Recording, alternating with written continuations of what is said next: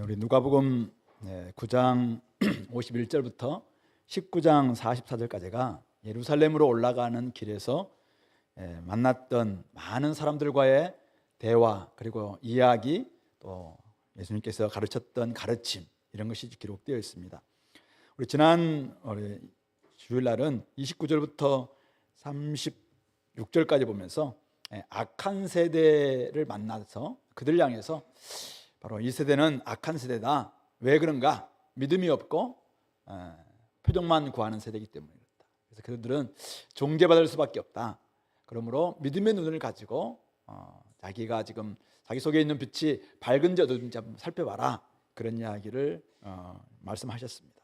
오늘 읽었던 본문은 12장 1절을 전후로 해서 본다면은 11장은 악한 종교인들, 그들을 향해서 주님께서 비판하시고 화하실진저 이렇게 책망하셨던 내용이고, 12장 1절부터 12절은 바로 제자들 향해서 어떤 삶을 살아야 될 것인가, 그러니까 거짓 영성과 바른 영성, 이런 크게 대별되는 이런 본문이라고 볼 수 있을 것 같습니다. 먼저 우리가 벗어버려야 될 거짓 영성, 하나님께서 지금 악하다고 심판하시는, 책망하시는 그런 모습이 뭔지 그 내용을 한번 살펴볼 텐데요. 37절을 보시면은 예수님이 한 바리새인이 초청한 점심 식사 자리에 들어가셨습니다. 그래서 앉으셨는데 잡수시기 전에 손도 씻지 않고 예수님이 식사를 하시니까 이 바리새인이 그것을 보고 이상하게 여겼습니다. 자신들의 정결 규례에 의하면은 손을 씻어야 되고 또 잔과 대접도 깨끗이 씻어야 되는데, 아니 예수님이 랍비라고 하면서 어떻게 이렇게 손을 씻지 않고 식사를 하시냐, 이렇게 이제 속에서 의아하게 이상하게 여겼던 것이죠. 아마 눈빛이 조금 달랐든지 식사도 손도 안 씻고 먹냐. 코로나 시대 때는 우리가 사실은 굉장히 생활화됐던 부분인데, 당시는 코로나 시대도 아닌데도 불구하고 식사하는데 손도 안 씻고 식사하니까 좀 의아하게 생각한 거죠. 예수님이 그걸 아셨죠. 그리고는 주님께서 그에게 이릅니다. 너희 바리새인은 지금 잔과 대접의 겉은 깨끗이 하나 너희 속에는 탐욕과 악독이 가득하도다. 그러면서 어리석은 자들아, 그 사람 한 사람에게 좀 이야기하는 게 아니죠. 어리석은 자들아, 바리새인들을 향해서 지금 이야기하고 있습니다. 겉을 만드시니가 속도 만들지 아니하셨느냐. 그러므로 너희들은 그 안에 있는 것으로 구제하라. 그리하면 모든 것이 너에게 깨끗할 것이다. 이렇게 이야기를 하고 있습니다.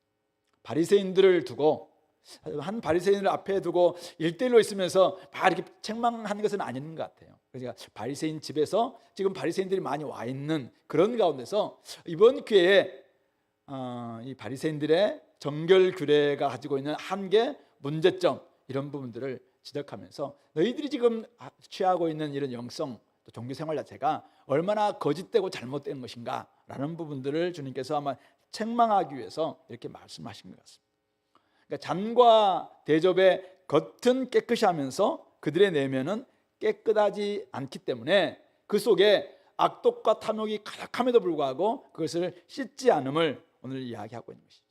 그래서 겉을 만드신 하나님께서 내면도 만드셨다. 그러므로 겉만 보시는 게 아니라 속까지도 보신다. 그러므로 너희들 그 탐욕, 악독 버리고 그 안에 있는 것으로 구제하라.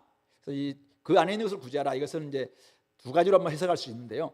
식사 자리가 있는 그 안에 있는 대접 안에 있는 그 접시 안에 있는 그것으로 가는 사람들한테 정말 좀 주면서 좀 이렇게 구제하라. 그래야지 네가 너의 삶이 진짜 네가 하나님 앞에서 정결한 마음으로 삶을 살다는 그런 하나님 닮은 모습이다라는 것으로 해석할 수도 있고, 아니면 이제 그 안에 있는, 속에 있는 지금 악독과 탐욕이 가득하 있는 그거 버리고 그 안에 제발 좀 순전함과 정직함, 거룩함 이런 걸 담아서 그것으로 너희가 좀 구제해라. 그렇게 할 때 너의 삶 자체가 하나님 앞에 쓰임 받고 또 받아들여질 수 있다. 그렇게, 그러니까 내적인 정결을 외면으로 표현해라, 이런 것으로 우리가 해석할 수 있을 것 같습니다.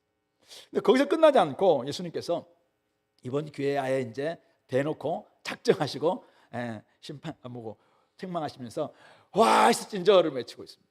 3번씩이나 이 바리새인들 향해서 외치고 있는데요. 42절에서는 뭡니까? 11조 문제를 딱 건드리는 것이죠. 야, 너희들 11조 지금 박하, 운향은 뭐 허브 종류라고 이야기해요. 예, 운향 모든 채소의 11조는 다 드리지만은 너희들 밖에 나가서 진짜 너희 재판 자리에서 또 가정에서 직장에서 보여야 될 하나님이 너희들이 하셨던 공의는 어딨냐, 공의. 그리고 하나님에 대한 사랑은 어딨냐. 11조를 드리지만은 11조의 마지막 끝자리까지 다 챙기면서, 아니 모든 채소의 11조까지는 다 챙기면서 너희들 하나님에 대한 사랑은 어딨냐. 그러면서 이것도 행하고 저것도 버리지 말라, 그렇게 이야기를 하고 있습니다. 정신을 잃은 채 제도만 강조하고 있는 그들의 이 외적인 경건에 대해서 지금 비판하고 있는 것이죠. 43절에서는 회당의 높은 자리 시장에서 문안받는 거 기뻐하는 너희들의 모습을 좀 주님께서 막 책망하시면서 높음 받기를 좋아하는 태도, 어떻게 다른 사람을 섬길 수 있고 그것으로 말미암아 은혜와 자비를 베푸시는 하나님을 어떻게 마음을 드러낼 수 있겠는가. 높은 자리 좋아하고 상석 좋아하고 자기가 좀 나름대로 있는 사람이라고, 자기는 나름대로 어떤 직분자라고 딱 드러내기 좋아하는 그런 어떤 외적인 부분들을 또 주님께서 책망하고 있습니다. 44절에서는 평토장한 무덤 같아서, 평토장한 무덤, 이 평평하게 이렇게 돼 있는 무덤. 그러니까 유대인들의 그 무덤은 이렇게 평평하게 돼 있다 보니까 거기가 무덤인지 아닌지 잘 모르겠죠. 그래서 여기다 그냥 회치를 합니다. 회치를 해서 여기가 무덤이다라고 이렇게 하는데, 그냥 무덤인지 모르는 사람들은 거기에 이제 올라가서 있겠죠. 그러면 어떻게 됩니까? 밑에 있는 시체가 밑에 있기 때문에 바로 시체를 만지는 순간 더러워질 수밖에 없잖아요. 부정함이 전염되는데 바로 너희들의 모습이 딱 평토장한 무덤 같다. 드러내는 모습 자체가 그냥 무덤인지 아닌지도 몰라요. 근데 속에는 탐욕과 악독과 오직 더러운 것들이 가득 차 있는, 시체가 가득한 그런 무덤처럼 그렇게 되어 있는 너희들의 삶을 다른 사람들에게 얼마나 지금 악영향을 끼치고 있냐, 이렇게 이야기를 하고 있는 것이죠. 그들의 삶 자체가, 바리새인 자체가 한마디로 말해서 지금 부정함을 전염시키는 너희들의 지금 주범이다, 이런 지금 책망입니다. 이런 이야기 딱 들으니까 옆에 있던 한 율법 교사가, 서기관이죠, 이 사람이 아니 이렇게 선생님 이렇게 말씀하시니 우리까지 모욕을 하는 것 같습니다. 딱 그렇게 이야기하는 것이죠. 왜 이렇게 했냐면은 당시에 그 율법 교사 서기관들은 바리새인의 서기관들이다라고 할 정도로 바리새인들과 다 밀착되어 있었습니다. 그래서 이런 사람들은 결국 율법을 잘 연구하는 사람들이죠. 근데 이 잘 연구해서 가르치고 또 생활 방식이 이렇다라는 것을 전통을 만드는 모든 것들을 그냥 바리새인들이 그대로 다 수납해서 철저히 율법 교사들, 이 서기관들에 의존되어 있던 사람들이 바로 이 바리새인들이거든요. 그러니까 바리새인을 책망하니까 우리가 가르쳐서 저렇게 책망받는가, 우리까지 모욕하는 거 아니냐, 이렇게 이야기하고 있는 것이죠. 그러니까 잘 됐다. 바로 대놓고 주님께서 이 화이스진저 율법 교사들이야 하면서 또 3번씩이나 그들을 지금 또 화이스진저로 외치고 있는 것이죠. 46절에서는 너희 율법 교사여 지기 어려운 짐을, 율법의 짐이죠, 사람에게는 지우고는 너희는 한 손가락도 이 짐에 손을 대지 않고 있는. 그러니까 성경은 이렇게 우리에게 살라고 이야기한다는 것을 율법을 가지고 막 가르칩니다. 그런데 그 삶 자체가, 그렇게 계명 자체가 너무 무거운 짐이에요. 이것은 율법 교사들도 지기 어려운 짐이에요. 그런데 그 짐을 지금 평민들이나 가난한 사람들은 다 지우고는 자기들은 손가락도 되지 않는다는 거죠. 자기들은 전혀 지키지 않는, 자기도 지킬 수 없는 그런 율법을 강조하면서 이제는 자기들은 나와 있는. 그러니까 이거에 대해서 좀 지금 비판하고 있는 것이죠. 그리고 47절에서는 화하실진저 선지자들의 무덤을 만드는도다. 그들을 죽인 자도 너희 조상들이다. 이와 같이 그들은 죽이고 너희는 무덤을 만드니 너희가 바로 너희 조상들의 행한 일에 정의 되어 옳게 여기는도다. 너희들이 지금 조상들의 선지자를 죽인 그것을 지금 무덤 만들면서 기념비 만들면서 너희들은 지금 조상들처럼 선지자를 죽이는 것은 아니지만은 너희들이 조상들이 지금 한 일을 옳게 여기고 있는 모습과 같은 것이 아니냐, 그러면 말씀하시면서 하나님의 지혜가 예수님일 수도 있고 어떤 지혜로운 하나님일 수도 있는데, 말씀을 뭐라고 하냐면 내가 선지자와 사도들을 그들에게 보내리니 그 중에서 덜어는 죽이고 덜어는 박해하리다, 이렇게 말씀하셨는데 그대로 이들이 결국은 이것을 응하게 된다라는 것을 말씀하고 있는 것이죠. 창세 이후로 모든 선지자들 죽었는데 창세기 나와 있는 아벨이 당시 선지자는 아니었을 텐데 선지자라고 보고 있어요. 아벨의 피로부터 유대 성경, 히브리 성경의 마지막 책이 역대하거든요. 역대하 24장에 나와 있는 스가랴, 사가랴라고 번역되어 있는데, 이 스가랴 선지자에 대한 이 죽음까지 다 사실은 그들의 조상들이 피를 흘렸는데, 그거에 대해서 그 죄값을 너희들이 지금 담당할 것이다, 그렇게 말씀하고 있는 것이죠. 유대인들은 결국 이 선지자들을 말씀을 듣지 않고 죽인 그 죄값으로 말미암아 이스라엘도 멸망했고 남유다도 사실은 심판받았잖아요. 근데 결국 이 예수님 당시 때 이들도 우리 세례 요한뿐만 아니라 예수님까지도 죽였던 이들의 죄 때문에 나중에 AD 70년에 유대가 예루살렘에 멸망하는 이 죄값을 받게 되었다라는 부분들로 그렇게 이 말씀은 응했다라고 해석하시는 분도 있습니다. 어쨌든 중요한 것은 이거죠. 지금 이스라엘 백성들, 너희 조상들도 선지자들이 전했던 말씀 듣지 않고 불순종하면서 여전히 너희들 그들을 죽였는데, 너희들 또한 선지자들이 보낸 세례 요한도 듣지 않고 또 예수님도 말씀도 듣지 않고 불순종하는 것은 똑같다는 것입니다. 그러니까 그 선지자들은 죽이지 않았지만 말씀을 죽이는 것은 똑같다. 그러므로 말미암아 너희들 화했을진저, 이렇게 이야기를 하고 있습니다. 마지막 52절에서는 너희 율법 교사여, 너희가 지식의 열쇠를 가져가서 너희도 들어가지 않고 또 들어가고자 하는 자도 막았다. 마태복음 23장 13절에서는 바로 이들이 천국문을 닫았다라고 이렇게 번역하고 있습니다. 무슨 말입니까? 이들이 나름대로 말씀을 가지고 막 해석하면서 이것이 올바른 삶이라고 이야기했지만은 결국 그 결과는 많은 사람들을, 자기들도 천국에 들어가지도 않고 다른 사람들, 천국 들어갈 사람들도 다 막는 이런 모습, 하나님의 뜻과는 전혀 상관없는 삶을 살고 도리어 하나님의 나아가는 길을 방해하는 이런 율법 교사들에 대해서 하나님께서 지금 심판하실 것이라고 그렇게 책망하고 있는 내용인 것이죠. 이렇게 이야기하니까 이 사람들이 사실 기분이 좋겠습니까? 어떻게 합니까? 오늘 53절 54절 보시면은 거기서 나오실 때 서기관과 바리새인들이 거세게 달려들어서 여러 가지 일을 따져 묻고 와서 막 예수님께 따져 묻는 거죠.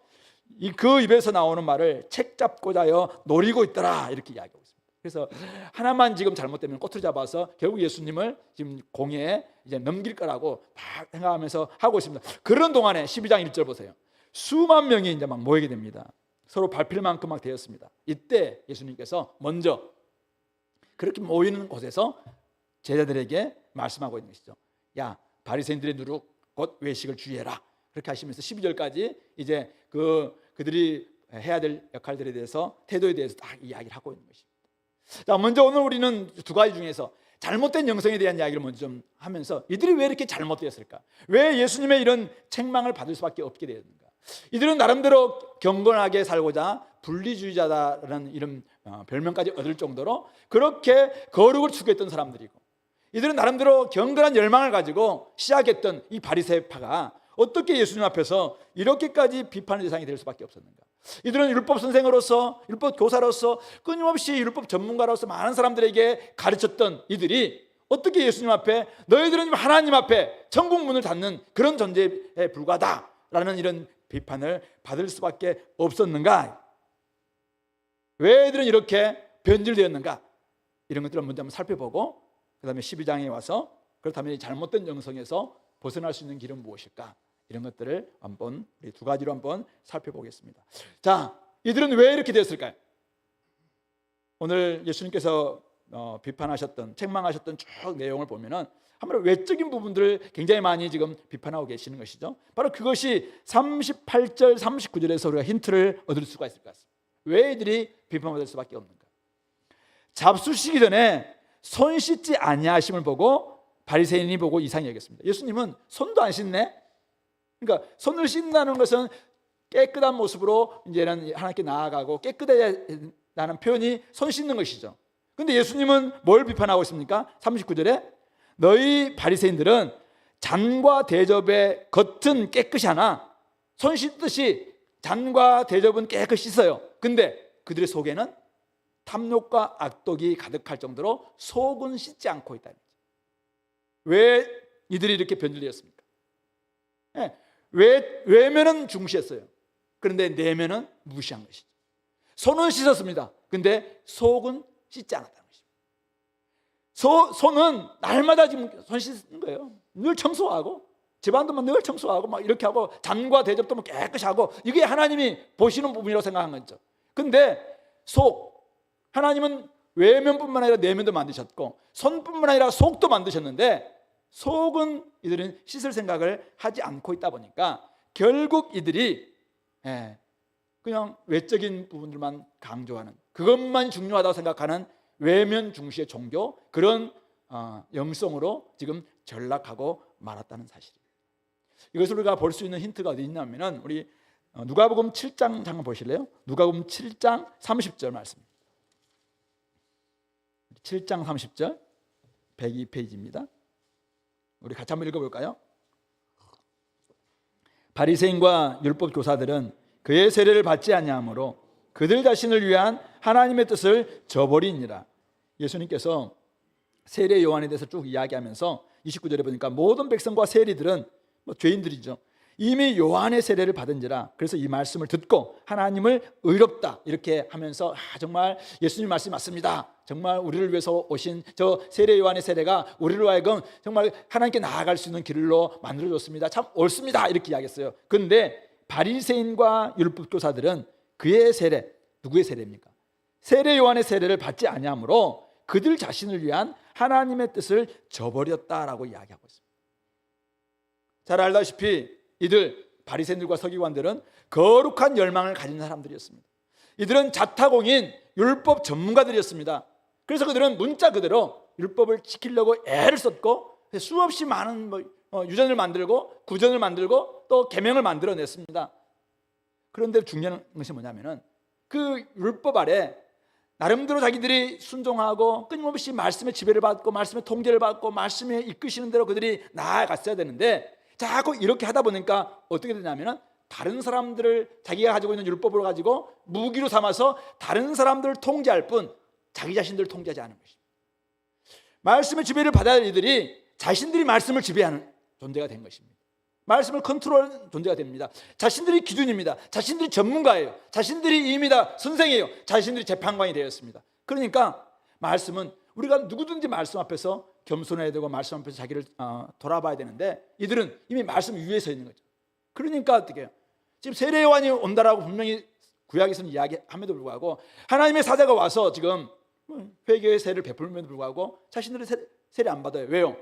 나는 깨끗한데, 나는 내 외면이 이렇게 깨끗한데, 내가 이렇게 의로운데 어디 나를 누가 지금 저 양떼털을 약사털을 입고 석청이나 먹고 있는 제가 와서 무엇을 안 받는 거죠. 안 받는 거죠. 이미 자기는 깨끗하다는 거죠. 말씀 앞에서 이미 자기는 전문가니까. 그러다 보니까 회개하지 않고 회개 세례도 받지 않는 것입니다. 자신에게는 겉만 깨끗하면 됐다. 이것으로 지금 점점 변질되었고, 그 결과가 바로 하나님의 뜻을 저버렸다라는 이런 평가를 받는 것입니다. 전문가로서 율법을 강조했습니다. 많은 율법 조항과 세부 규칙을 만들었습니다. 점차 말씀 위에 군림합니다.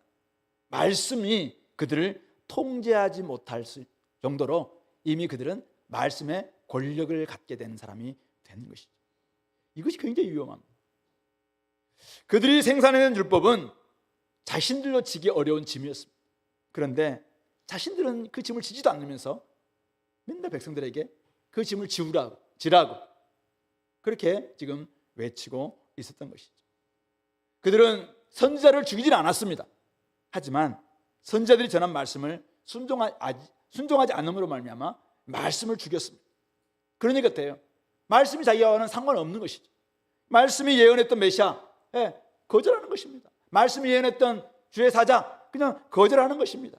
그래서 끊임없이 그냥 나중에는 세례 요한도 죽이라고 하고 또 예수님 메시아마저도 죽이는 존재가 되고 말았다는 사실이죠.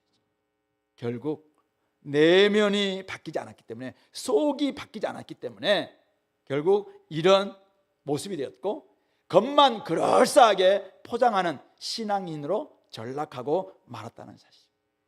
외적인 종교와 영성, 이들은 늘 강조합니다. 그 자체가 사실은 나쁜 것도 아니에요.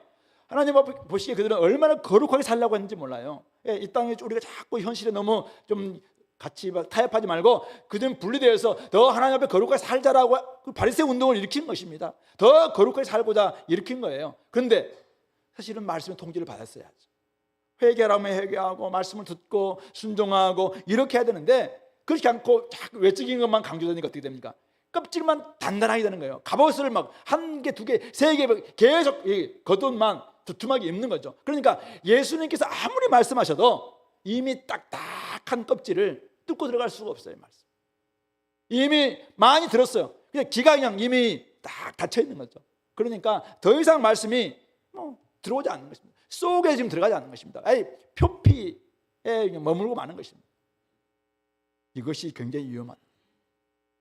회개 세례를 받지 않으니까 성령 세례를 사실은 예수님께서 불 세례를 좀 주고 있음에도 불구하고 거기에는 전혀 관심이 없는 이런 모습이 되고 말았다는 것이죠.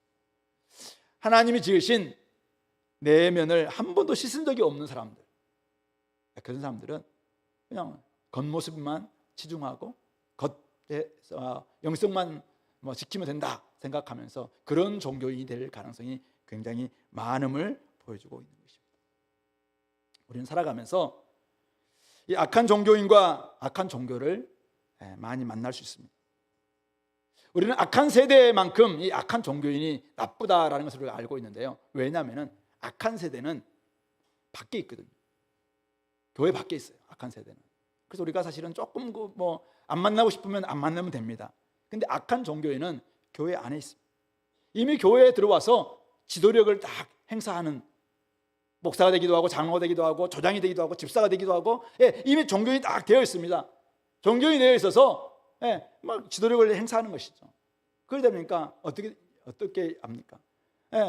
진짜 회개 세례를 통해서 자기를 철저히 돌이키지 않았음에도 불구하고 계속 어떤 해왔던 부분들만 강조하면서 이게 무슨 바른 신앙인 것처럼 이게 바른 영성인 것처럼 계속 강조합니다.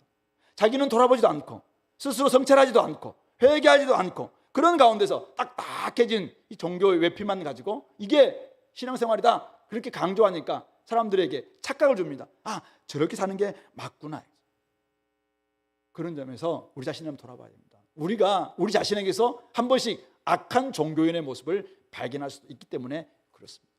그래서 이것은 바로미터가 뭔가? 내가 악한 종교인가? 진짜 바른 종교인인가? 내가 바른 신앙인인가? 아닌가? 이것을 판단할 수 있는 바로미터 기준이 있다면 그것은 말씀이 나를 통제하는가? 아니면 내가 말씀을 통제하고 있는가? 이것이 기준입니다. 끊임없이 우리가 말씀을 연구하고 있고 말씀을 읽고 말씀을 보고 있는데 내가 말씀 안에서 바뀌고 있습니까? 내가 교훈과 책망과 바르게 함과 의로 교육을 받아서 하나님의 사람으로 온전히 만들어지고 자라가고 있는가? 아니면은 끊임없이 무장하죠. 명함에 여기 PBS 끝낸 사람, 지금 여기 성경 몇 독한 사람, 계속 이것만 가지고 사람들 제시합니다. 내가 이런 사람이야. 교만이 그냥 딱 위에 올라 있는 것이죠. 이게 바로 지금 악하냐 아니면 바르냐 이것을 결정짓는 중요한 바로미터입니다. 말씀이 나를 통제하지 않으면 우리가 말씀을 통제하겠습니다. 이거 나에게 맞는 말씀. 그리고 성경 읽으면서도 줄친 말씀 보면은 자기가 사실은 원했던 말씀에 줄치고 자기를 깨뜨리는 말씀 앞에서는 그냥 싹 지나가고 굉장히 위험합니다. 교회에서 아무리 이렇게 하자 하더라도 나의 마음에 동의가 되면은 내 속에 있는 욕심에 동의되면은 하는 거고 근데 동의 안 되면은 그냥 건너뛰는 거죠. 왜요? 그것은 나를 죽이는 거니까. 근데 회개 세례라는 게 뭐예요?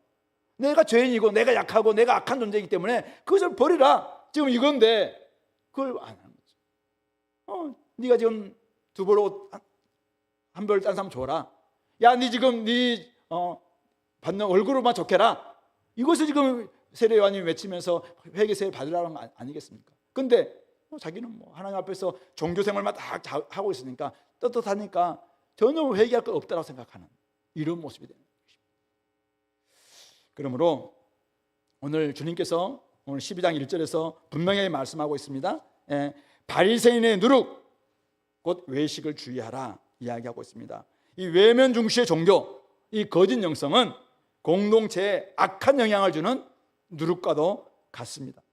외적인 것에만 집중해도 충분히 잘하고 있다 착각에 만드는 그런 교회 공동체 몸을 만들어낼 수 있기 때문에 이것은 누룩과도 같은 거예요. 모두가 그렇게 생활하면 진짜 종교 생활이 저런 것이구나, 하나님께 나아가는 유일한 방식은 저런 것이구나 자꾸 착각하게 만드는, 그렇기 때문에 이것이 누룩처럼 공동체 전체를 변질시키고 있기 때문에 우리가 이것을 주의해야 되는 것입니다. 왜 우리가 이단에 가지 말아야 됩니까? 왜 우리가 사이비 종교의 잘못된 가르침, 그들의 가스라이팅, 성경 공부를 우리 일반 기존 교회보다도 훨씬 더 많이 시키잖아요. 근데 잘못된 관점을 가지고 성경을 계속 시키니까 그것이 맞는 것이라고 착각하는 거예요. 비유풀이도 저놈 문맥 가지고 성경을 풀어내야 되는데도 불구하고 자신들이 만들어놓은 어떤 그걸 가지고 비유를 풀어내니까 그걸 가지고 사람들을 계속 올가매는 것이잖아요. 그러니까 어떻게 해요? 그게 맞는 것이라고 착각하는 거죠. 그러니까 그쪽에 빠져들면은 영원히 주님 앞에 나올 수도 없고 결국 하나님 앞으로 나아가는 길까지도 막는 이런 악한 영향, 그러니까 이 누룩처럼 될 수 있다는 것이죠. 우리 11조 오늘 주님께서 말씀하셨는데, 오늘 주님께서 말씀하신 거예요. 11조를 드리지 말라는 말이 아니라 11조를 이것도 행하고 저것도 버리지 말라는 말이잖아요. 11조를 드릴 때 우리가 주님께서 오늘 11조 드리라고 이야기하고 있어요. 11조 드릴 때 어떤 사람들은 언제나 11조를 드린다 해서 10원짜리 끝에 마지막 자리까지도 다 감아서 10분의 1을 드리라, 이게 오늘 모든 채소의 11조를 드린다 이런 개념입니다. 근데 주님이 원하시는 건 뭐예요? 좋아, 내가 그렇게 한다면 그게 너의 종교생활이라고, 그것이 나름대로 신앙이라고 영성이라고 표현한다면 제발 너의 삶 속에서 다른 사람들에게 네가 어떻게 돈을 벌고 있냐, 그 공의를 좀 행하면서 돈을 벌어라 이거죠. 네가 진짜 사업주라면은 다른 사람들 직원들에게 하나님에 대한 사랑과 하나님의 자비를 좀 베풀면서 좀 다른 사람들 좀 사랑해라, 그러면서 버는 것에 11조를 드리라, 지금 그 이야기를 하고 있는 거죠. 근데 공의, 가난한 사람들에 대해서 정말 마땅히 행해야 될 모습이라든지, 재판장으로서 마땅히 행해야 될 힘 있는 사람이든 없는 사람이든 돈 있는 사람이든 없는 사람이든 간에 공평하게 재판을 해야 되는 이런 모습들은 다 저버린 채 그냥 힘 있는 사람들, 아는 사람들, 줄이는 사람들, 뇌물 주는 사람들한테는 그냥 무죄 이렇게 선고해놓고 거기서 받은 돈으로 10분의 1까지 다 때려서 하나님께 드리는 헌금이라면 그걸 하나님이 기뻐하시겠냐 이거죠. 그거 제발 그러지 말고, 그것은 종교생활 아니다, 그럼 가짜다 가짜, 그 이야기를 지금 하고 계시는 것이. 우리 경건의 모양과 능력을 갖출 때 성경 읽기를 한번 예를 들어볼까요? 성경 읽기 우리 교회는 어떻게 하고 있습니까? 그래서 요즘 성경 읽기 안 하고 있는 사람들은 회개해야 돼요. 성경 읽기를 하는데 내가 오늘 성경을 몇 장 읽었는가? 5장 읽었다? 5. 난 7장 읽었다? 7. 10장 읽었다? 10. 늘 내가 오늘 나의 경건의 형성은 3, 5, 7, 10으로만 혹시 기억된다면 굉장히 위험합니다. 나의 경건 생활이, 경건 능력은 어디서 나와야 됩니까? 교훈과 책망과 바르게 함과 의로 교육하는 그런 말씀으로 내가 성경을 읽고 난 다음에 성경이 나를 읽고 있는가, 그래서 내가 진짜 하나님을 닮아가는 모습들이 어떻는가, 이런 것으로 드러내야 되죠. 이게 성경 읽기잖아요. 성경 읽기를 우리가 잘 해야 됩니다. 근데 하루에 10장을 읽었어요. 근데 내가 오늘 뭘 읽었는지도 모르고, 사실은 말씀을 통해서 내가 받은 교훈도 없고 책망도 없고, 오늘 주님께서 이렇게 막 책망하시는데 나에게 책망이 있음에도 불구하고 읽었던 자리가 막 책망의 성경이었어요. 근데 자기는 살살 피해다. 10장 읽은 것으로 끝나. 그렇다면 그게 뭐예요? 이게 지금 외면 종교에 주님께서 비판하고 있는 모습인 것이죠. 그런 점에서 우리가 3장 잘 읽으시기 바랍니다. 천천히 읽고 여러분 속에서 나를 읽을 때까지 한번 나아가시기 바랍니다. 성경 연구 좀 제발 좀 똑바로 하시기 바랍니다. 제가 오늘 지금 이야기하는 것은 주님께서 PBS 대충 해라, 야 마음 중요하다, 그 이야기 하는 게 아니에요. 지금 조장들에게 PBS 똑바로 해라, 지금 그 이야기 하고 있는 거예요. 그 이야기 하는데 제발 그 말씀대로 한번 살아내서 네가 말씀에 걸맞게 그렇게 너의 삶까지도 한번 읽어내고, 말씀이 책망한다면 정말 그 책망받은 그 말씀이 또다시 반복돼서 또 내가 또 죄를 지었습니다, 이런 이야기 더 이상 나오지 않도록 좀 말씀을 좀 읽어라, 그 이야기를 좀 하고 있는 것입니다. 평토당한 무덤처럼 내 속에는 온갖 투기, 질투, 그냥 부정함 이런 것들이 가득 차 있는데, 그냥 그것이 예배 잘 참석하고 직분이나 읽고 또 나름대로 뭐 설교자이고 이런 모습으로만 딱 비춘다면은 사람들이 사실은 나를 통해서 나를 만나는 순간 어떤 사람들로 바뀔 것인가. 제가 전해주는, 만약 제가 있잖아요, 내 속에 온갖 악독과 탐심과 탐욕이 가득 찬 모습으로 여러분들에게 막 PBS를 가르쳐주고 설교를 통해서 이런 사람을 살라라고 이야기하고 자기는 저는 전혀 그런 사람을 살지 않는 가운데 여러분들이 주는 어떤 것이 있다면 여러분들에게 독사가 예, 평토장한 무덤이 될 수 있습니다. 도리어 낫까지도 변질시킬 수 있는 그런 점에서 여러분들이 이거 두려움을 가지고 있어요. 거짓 영성의 모습이 우리 교회에 저는 없을 거라고 생각합니다. 근데 이것은 얼마든지 만날 수 있는 종교인들입니다. 우리 안에서 얼마든지 만날 수 있고, 우리 베드로후서에서 베드로가 그렇게 강하게 좀 비판하고 있는 이유도 교회 안에 들어와 있는 사람들이 가만히 들어온 이 교사들 가운데서 얼마든지 거짓 교사로 변질될 수 있기 때문에 그렇습니다. 내가 거짓 교사가 될 수 있어요. 내가 거짓 조장 될 수 있고, 내가 거짓 목사 될 수 있습니다. 그런 점에서 자신들을 철저히 좀 돌아보시면서 성경 해석을 좀 더 깊고 넓게 좀 하면서, 또 우리 같이 나눔을 통해서 내가 어떻게 좀 이렇게 바뀌고 있는가, 다른 사람들은 어떻게 말씀을 받는가, 이걸 통해서 내가 이렇게 좀 삶을 좀 조정해야 되겠구나, 이런 것까지 볼 수 있는 그런 성경 공부가 될 수 있게 되기를 바랍니다. 내적인 변화를 경험하지 않는 종교인, 악한 종교인입니다. 위험합니다.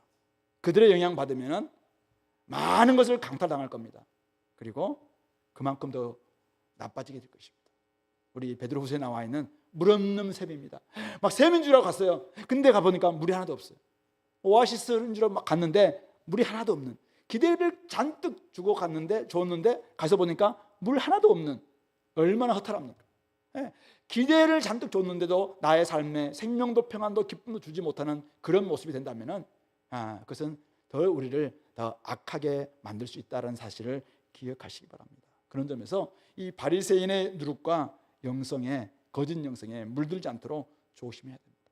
하나님 말씀이 여러분들의 기준이 돼야 됩니다. 여러분들이 기준이 아니에요. 여러분들 PBS를 아무리 많이 해도 여러분들이 절대 기준이 아니에요. 제 박일진 목사 기준 아닙니다. 저의 성경에서 잘못될 수 있어요. 우리나라에서 가장 성경 해설 잘한다는 사람도 그분이 기준이 아니에요. 하나님의 말씀이 기준이어야 됩니다. 말씀이 이 시대와 우리 성도들의 지금 삶 속과 끊임없이 교차적으로 나누면서, 그러면서 성령께서 우리 가운데서 함께 또 나눔을 통해서 같이 또 조종되고 풍성하게 되고 바뀌고, 이런 우리 나눔들이 되어야 됩니다. 그런 점에서 하나님 말씀이라는 잣대, 성령의 조명 아래 자신을 놓고 내가 지금 이 말씀 앞에서 바르게 가고 있는지, 경건의 능력은 회복하고 있는지, 이런 것들을 점검할 수 있는 우리 공동체가 될 수 있기를 바랍니다. 자, 그렇다면은 이제 오늘 거짓 영성에 대한 부분들을 좀 했다면은 우리가 버려야 될 부분이었어요. 어떻게 하면 이 바른 영성을 회복할 수 있겠는가? 세 가지를 좀 말씀을 하겠는데요. 자, 우리 12장 1절부터 3절입니다. 먼저 12장 1절인데요. 자, 예수님께서 제자들에게 주셨던 말씀, 예수께서 먼저 제자들에게 말씀하시되 이르시되 바리새인의 누룩 곧 뭘 주의하라? 외식을 주의하라.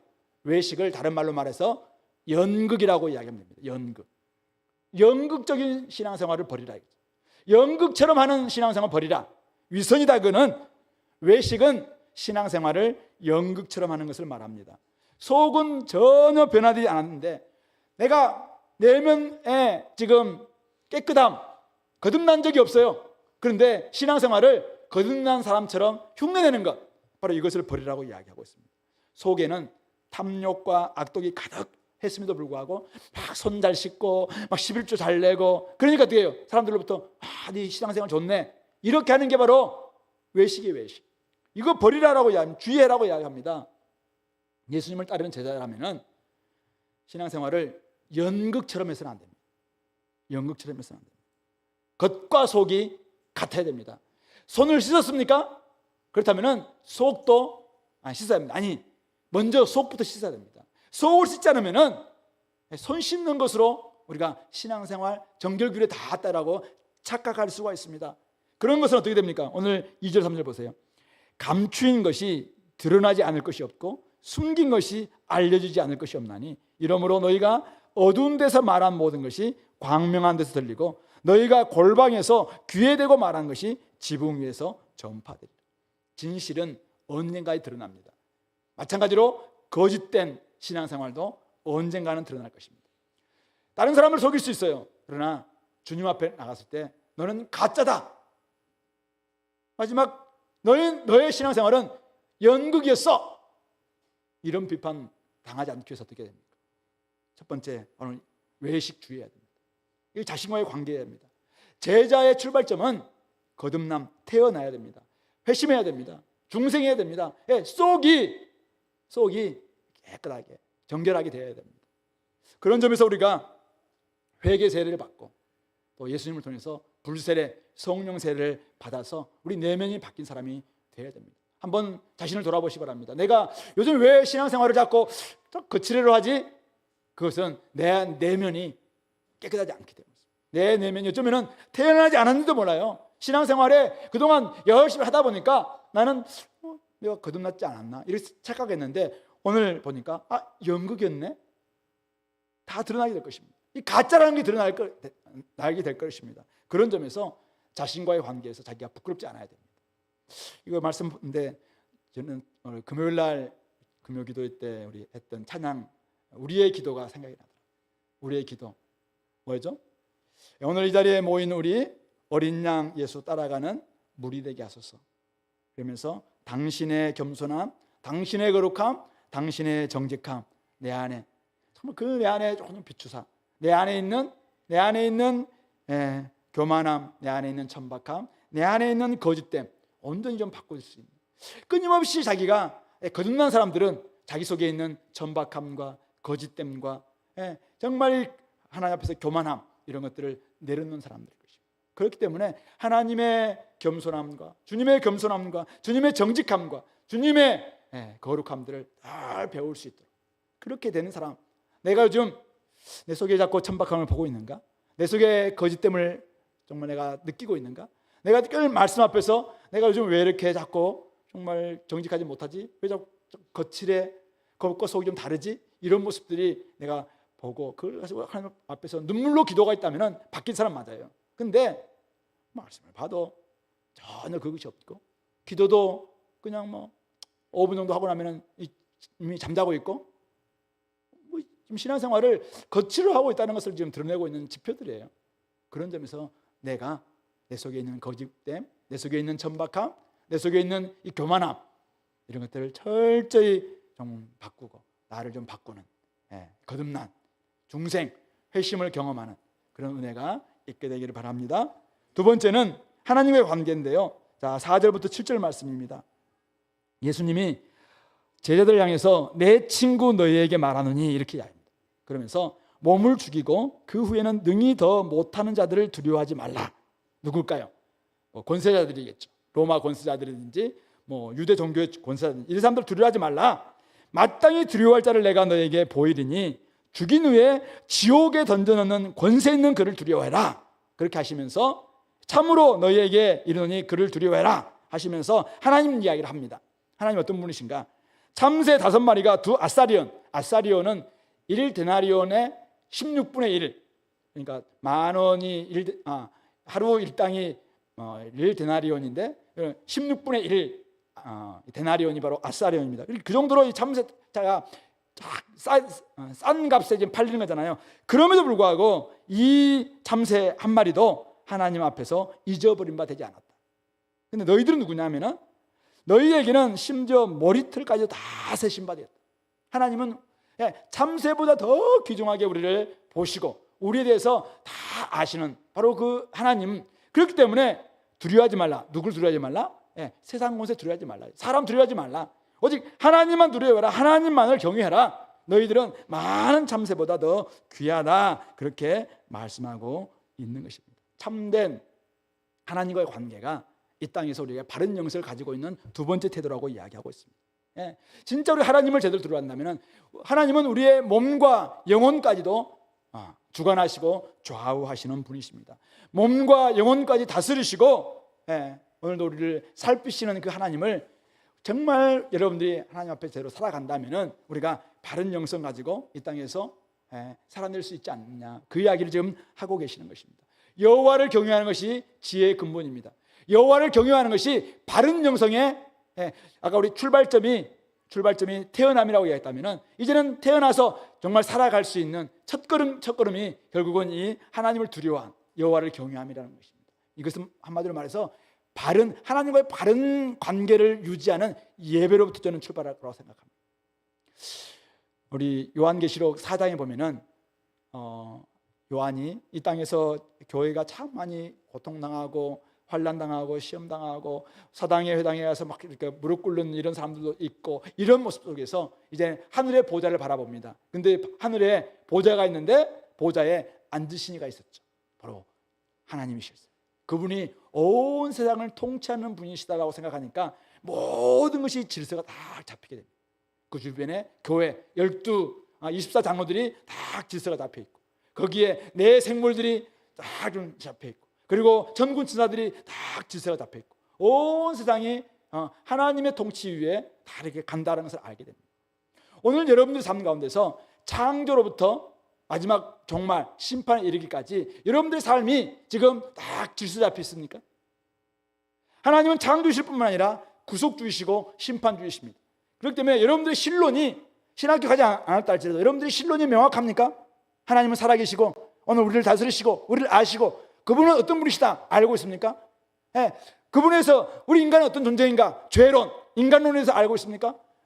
구원론과 기독론과 성령론에서 마지막 종말론까지, 종말할 때 이 땅은 심판이 있다, 마지막 이 땅은 끝날 것이고, 순환론이 아니에요. 종말이 있다는 것입니다.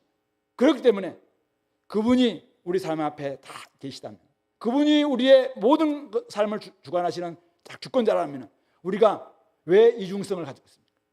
하나님 앞에 딱 살아가는 신전의식으로 살아가는데, 코람데오 정신으로 살아가는데, 내가 사람 앞에서는 있는 척하고 이쪽에서는 또 이렇게 하고, 내 속에서는 막 온갖 더러움이 막 문드러져 있음에도 불구하고 그렇게 살아낼 수 있는 그 배짱이 과연 나올 수 있겠냐 이거죠. 하나님이 살아계시고 하나님은 심판하신 분이시고 하나님은 몸과 영혼과 다 지금 주관하시고, 그리고 우리의 행위를 가지고 마지막 때 다 달아보시는 분이신데, 그분이 딱 계시는데 어떻게 우리가 이중성을 가지고 이중적 종교 생활을 할 수 있겠냐. 그런 점에서 우리를 누구보다 잘 아시는 그분 앞에서 살아가는 것, 이 하나님의 관계가 예배가 회복되는 거죠. 바로 그것이 여러분들로 하여금 바른 영성을 가질 수 있는 두 번째 태도라는 것입니다. 세 번째는 사람과의 관계인데요. 자, 우리 8절부터 12절 말씀이죠. 내가 또한 너희에게 말하노니 누구든지 사람 앞에서 나를 시인하면, 나는 누굽니까? 예수님이죠. 예수님을 시인하면 인자도 하나님의 사자들 앞에서 그를 시인할 것이요, 사람 앞에서 나를 부인하는 자는 하나님의 사자들 앞에서 부인을 당하리라. 누구든지 말로 인자를 거역하면, 인자는 난 모른다든지, 예수님의 우리서 뭐 싫다든지, 거역하면은 난 믿지 않겠다든지, 거역하면은 사하심을 받을 수 있어요. 인자는 우리 다니엘서에서 예언했던 인자가 이 땅에서 오셨는데, 그분이 메시아인지 구속주인지 잘 몰라서 부인할 수 있어요. 그래서 예수님이 십자가에 죽으실 때 저들 죄를 용서해달라고 이야기합니다. 왜냐하면 저들은 알지 못해서, 몰라서 저를 죽였습니다. 그래서 저들의 죄를 용서해달라고 이야기합니다. 인자를 거역했지만 몰라서 지었던 죄이기 때문에 용서할 수 있다, 사달라고 이렇게 기도합니다. 그런데 성령을 모독하는 자는 사함을 받지 못한다고 합니다. 성령은 어떤 때 오셨습니까? 성령님은 예수님이 땅에서 다 구속사역을 마치시고 이제는 승천하셨습니다. 승천하셔서 하나님과 예수님이 보내신 분이 또 다른 보혜사가 성령님이십니다. 이분은 이미 예수님이 누구신지 이제는 이 땅에서 마지막에 어떻게 될 것인지 다 아는 가운데 성령님께서 지금 와 계시는데, 성령님이 일하고 계시는데도 불구하고 그런 성령님을 알면서도 모독하는 이런 죄에 대해서는 결코 사하심이 없다, 그렇게 이야기하시면서 이 성령님이 하시는 일이 있어요. 11절 보니까 회당과 위정자나 권세 있는 자들 앞에 너희들을 끌고 가서 이렇게 신문할 텐데 그때 무엇을 말할까 염려하지 말라. 마땅히 할 말을 성령이 그때 너에게 가르칠 것이다, 이렇게 이야기합니다. 그러므로 이 땅에서 우리가 사람들 앞에서 우리가 해야 될 일이 있어요. 그것은 바로 그리스도를 시인하는 것입니다.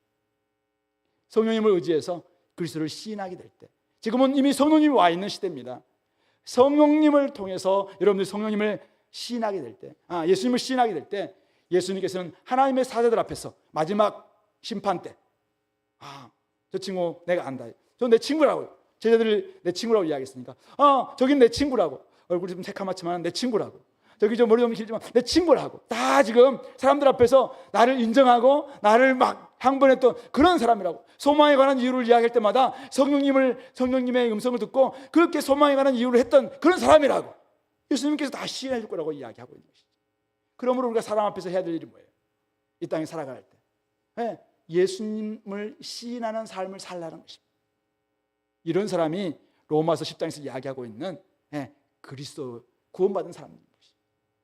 입으로 시인하고 마음으로 믿어 의에 이르고 입으로 시인하여 구원에 이르는 이런 사람들, 이런 사람은 사람들 앞에서도 예수님을 부정하지 않습니다.